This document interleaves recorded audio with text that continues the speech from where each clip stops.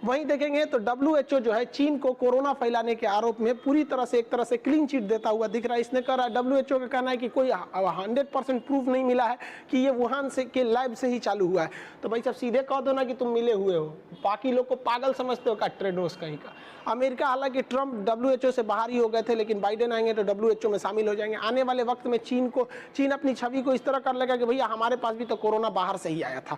अब वो अपना पल्ला झाड़ना चाहता है चाइना, उसमें WHO भी इनकी मदद कर रहे हैं। हालांकि चाइना ने भी कोरोना की वैक्सीन बनाया, लेकिन चाइना में बहुत जल्दी मई के महीने में ही 2020 में जब पूरी दुनिया में कोरोना फैल रहा था तो उस समय चाइना में कोरोना खत्म हो गया था। तो चाइना के पास कोरोना के मरीज नहीं रहे, जिस वजह से चाइना अपनी वैक्सीन को बना के टेस्ट किस पे करे, तो वैक्सीन पर चाइना जो है ये फादर ऑफ कोरोना, टेस्टिंग की असुविधा हो रही थी। इसलिए चाइना ने अपनी वैक्सीन को ब्राजील में कहा कि आप लोग हमारी वैक्सीन को ट्रायल में हिस्सा लीजिए। तो ब्राजील वालों ने कहा कि भाग यहाँ से, तोरा वैक्सीन ना लेंगे। मोदी जी को फोन किए, अपने वैक्सीन भेजेंगे।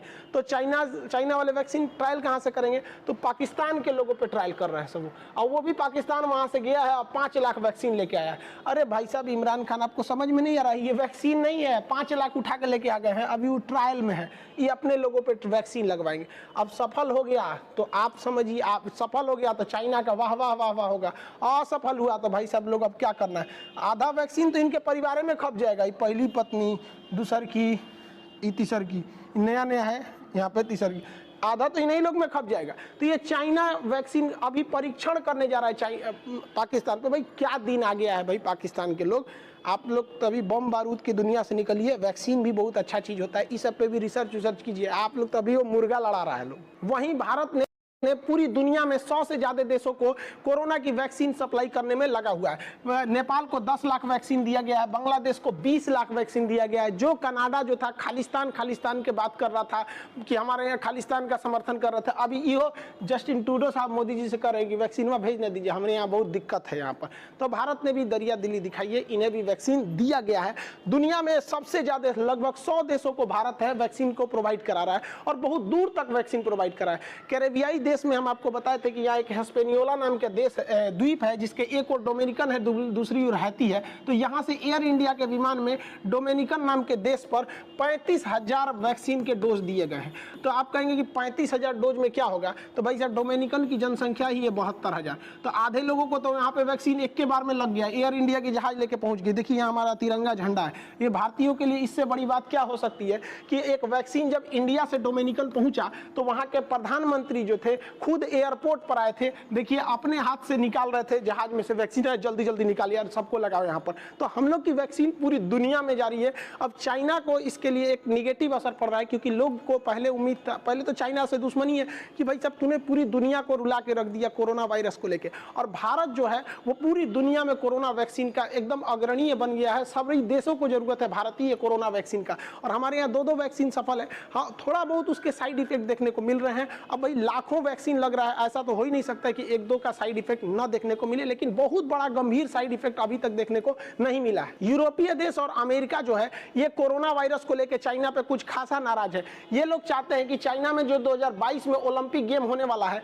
इसमें बाकी सारे देश अपने प्लेयर्स को न भेजे और बाइकआउट करें, जिससे कि चाइना पर एक दबाव बनाया जा सके। लेकिन चाइना ने भी समझ गया है कि यहाँ पे जो बाइडेन आ गए, जो बाइडेन चाइना के खिलाफ ऐसी कोई नीति अपनाने वाले नहीं है। यूरोपीय देश इसमें ये नीति को अपना रहे हैं, ऑस्ट्रेलिया भी इसमें आगे है, इसके खिलाफ कह रहा है कि 2022 के ओलंपिक का क्या किया जाए, बहिष्कार किया जाए। लेकिन चाइना को पता है कि अगर उसने अपनी कोरोना फैलाने की छवि से हटना है तो भारत के साथ बॉर्डर पे अपने रिश्ते सुधारने पड़ेंगे, क्योंकि पूरी दुनिया को भारत ने वैक्सीन सप्लाई करके दुनिया का एक इमोशन अपनी ओर खींच लिया। इसलिए अचानक देखे होंगे जैसे वैक्सीन की सप्लाई होने लगी, चाइना डिसएंगेजमेंट करने लगा। पहले वो भी तैयार नहीं हो रहा था डिसएंगेजमेंट के लिए कि 1 इंच पीछे नहीं हटेंगे, तो वो भी अपने डिसएंगेजमेंट कर रहा है। लेकिन वो खुलेआम धमकी दे दिया है कि अगर कोई भी देश चाइना के ओलंपिक का विरोध करेगा तो चाइना उसके खिलाफ प्रतिबंध लगाएगा। चाइना 2 तरह के प्रतिबंध लगा सकता है, उस देश को पैसे देने से रोक सके। तो चाइना ने बहुत ही ज्यादा अमाउंट में BRI project, belt and road initiative, 1 belt 1 road के इनिशिएटिव के तहत बहुत सारे देशों को कर्जा दे रखा है। चाइना क्या करेगा, वो पैसा बीच में रोक देगा। तो पैसा अगर बीच में रोक दिया तो घाटा ये होगा कि आपको तो उतना का ब्याज चुकाना पड़ेगा, और जिस प्रोजेक्ट के लिए आपने पैसा लिया था, मान के चलिए एयरपोर्ट बनाने के लिए या ब्रिज बनाने के लिए या कोई कंपनी खोलने के लिए, आधे पे पैसे रुक जाएंगे। तो आपका तो वो प्रोजेक्ट भी डूब गया, पैसे पे ब्याज भी लग रहे हैं, तो एक दिक्कत हो जाएगा। तो बहुत सारे देश, लगभग 80% देश तो डर गए भैया हमारा पूरा का पूरा प्रोजेक्ट अटक जाएगा। दूसरे तरह का प्रतिबंध चाइना लगा देगा कि हमारे देश से आप व्यापार नहीं कीजिए। तो भारत को इस बार बहिष्कार करना चाहिए ओलंपिक का, जिसके 2-3 रीजन है। इस बार कोरोना की वजह से भारत का ओलंपिक में कुछ उतना सा पकड़ भी नहीं रह सका है, और भारत में ओलंपिक में हम भी अब धीरे धीरे जा रहे हैं, लेकिन आपको भी देखते होंगे कि ओलंपिक में हमारा